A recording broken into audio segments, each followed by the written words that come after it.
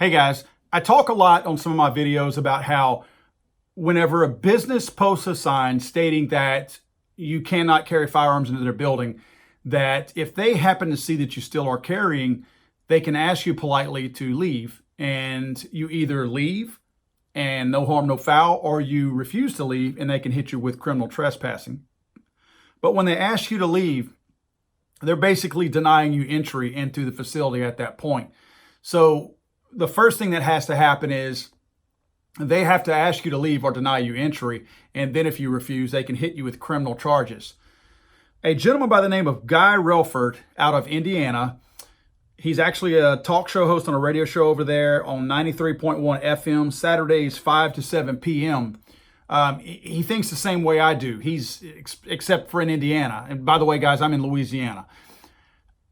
They apparently have the same types of laws. However, the cowardly group, one of the Moms Demand Action, Bloomberg Gives Us Money organizations, is down there in their normal cowardly way to try to sneak in and do some damage before any real people get out there that they're too cowardly to actually face. And they're asking local businesses to put this sign up that states, "We prefer to provide our patrons with a gun-free environment. Please respect our policy. We deny entry to anyone carrying a firearm." Now that's extremely important that they put that "we deny entry," because what that does is that takes us to step 2.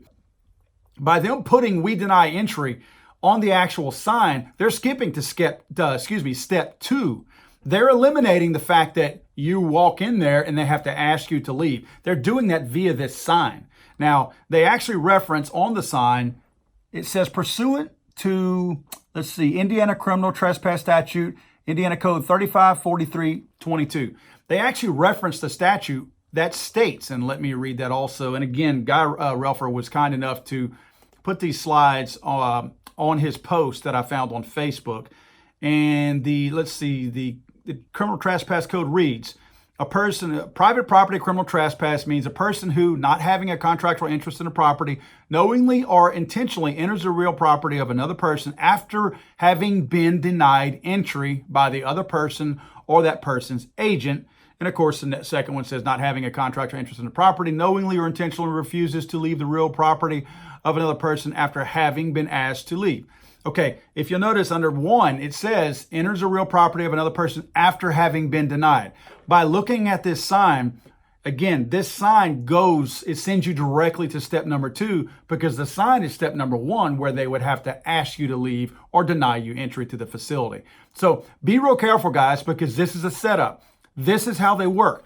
These guys do not care about safety, because they know that the majority of, and they state this all the time, that the majority of NRA people are honest, law-abiding people. They know that these are going to be honest, law-abiding people. The vast majority, if not all of them, will be honest, law-abiding people. So they don't really care about safety, because they acknowledge in all of their numbers whenever they try to hijack the numbers of the NRA by saying X amount of NRA members support X, and they're always wrong because they fabricate these numbers. So they always acknowledge that NRA members are law-abiding people.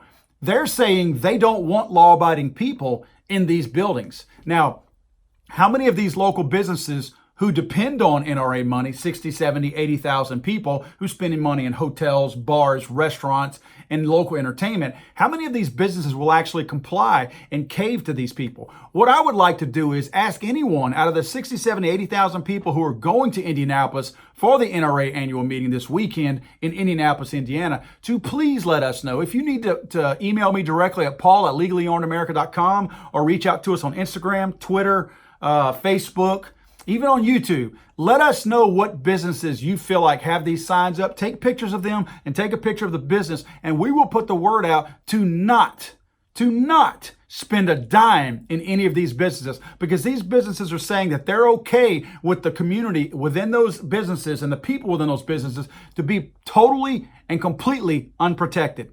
Because that's what they're saying. They're saying we don't want honest, law-abiding gun owners in our place of business. And guys, I'm happy to comply with that.